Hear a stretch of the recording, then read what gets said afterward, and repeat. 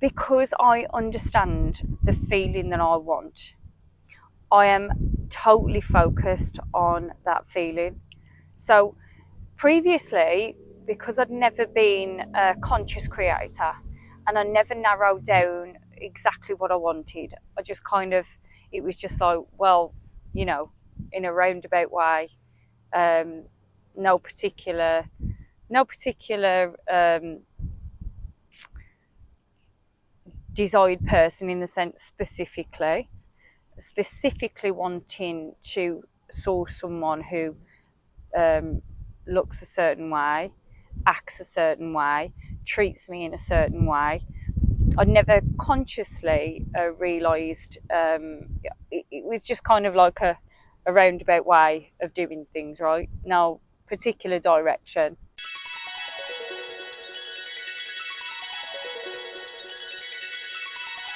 Um, whatever sort of springs up and feels right at the time. Hence, that obviously didn't work out. But that being said, it really has given me a proper, true representation of what I'm going for now. So the point is that I'm not standing for anything less. Hello, beautiful souls. I hope you're having a wonderful day. So, this is part 2, talking about resistance and concentrating on what we do want opposed to what we don't want. The way that the ego mind likes to take us down a rabbit hole, but stick with it. I also wanted to say that I am a qualified life coach. I specialise in manifestation. I'm also a nutritionist and supplementation advisor. I'm an EFT practitioner. And if you wanted to know anything about my courses to date, you can find that on my YouTube channel or on any social media platform that I'm on. But anyway, I hope you enjoy part 2. Again, another honest account. So please enjoy, and I will see you in the next one. And I know I've said this to you before, but if you start to follow your desires, start to become a manifester consciously, you still have to deal with the ego mind taking you to lack, because we put these desires out, and it's like I said yesterday, our human mind is to want to have it right away. And sometimes we attract, especially if it's a person that you're attracting, you're bringing in, it can be disappointing. So you can think, okay, it's possible, this is nice, and then things can be disappointing. And it's the way that you frame that disappointment. So the ego mind is going to want to throw insecurities your way then.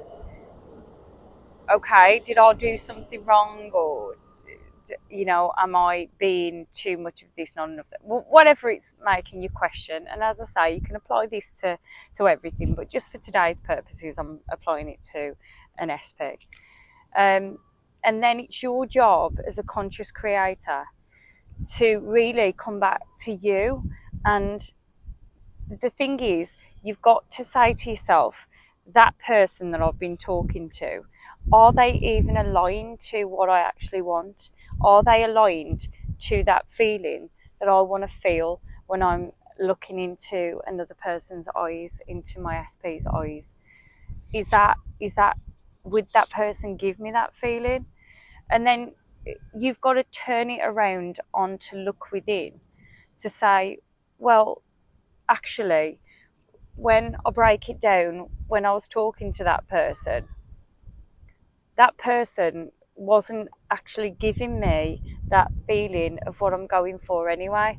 There was things that were not in line with my end desire, and then that really makes everything else fall to the wayside, in the sense it doesn't matter that even if you perceive something as they slightly rejected you, that's ego thinking, because that person was never aligned with you anyway, where you wanted to go. And this is where I want to make you understand that it trips us up, because we get so focused on, I feel rejected in this moment, and because I maybe saw something in that person and things were going, and then all of a sudden it didn't pan out the way it was going or whatever, and then there's that slight bit of rejection, which puts you into a questioning mode and chasing mode, in the sense of lack, because then we sometimes overcompensate for that bit of lack within those moments. And what I'm doing now, because of the old man dying, and what I'm understanding, and it's just a very new way of me conversing with myself.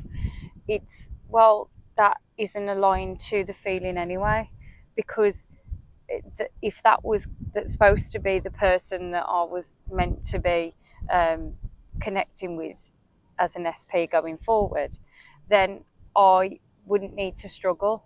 It wouldn't need to be a questioning scenario. It would flow, things would flow. And so if you're not flowing with that situation, and as I say, this can be applied to everything. So say, for example, you kind of have got a career in mind, but you don't know 100% what that job is, but you've got a roundabout way, but you know the feeling of where you want to feel in the wish fulfilled at the end of it. Then if an opportunity comes your way, and you feel like there was, you didn't, you were going for a job interview, you didn't get that job, and so you feel the rejection within that moment, but then you've got to pull yourself out of that rejection, lack feeling, and you've got to say a question, but is that really, would that job really fit the bill anyway? And if you answer no, then you've got to understand that that is your bridge of events. That is the learning curve, another learning curve, to take you to where you need to be. So, for example, if I was to talk to a person, and maybe saw some potential, and then it sort of went wrong, things didn't pan out, then that would be the way I would frame it. I was meant to meet that person, so then I learned a different way again, that I hadn't experienced previously, to then help me going forward with looking at what I really do want and what I really want to feel. So this is the transformation within my mind, and I wanted you to understand that as well, because the point to the video is we get pulled into lack, we get pulled into hurt feelings. The ego makes us go on that rejection standpoint as the first point of call, opposed to, oh, okay, well then, I don't need to give my energy to that. I don't need to, thank you for showing me that, because I could have put energy there where my energy is precious, and I have got no time to waste now, to wasting energy on a person or people that are not going to be for me with the end feeling of the wish fulfilled, like I've said to you, all the beautiful feelings that I want to feel. That person can't offer me that, so let's not waste our time, is the point. So I hope you've enjoyed today's video. I may do another one tomorrow. That was on my mind today, so again, you know that you're therapy when I'm talking to you, and I hope it wasn't too noisy in the background with the little ones, but they are having a great time, and I'm having a great time too. So I hope you enjoyed today's video, and I will see you in the next one.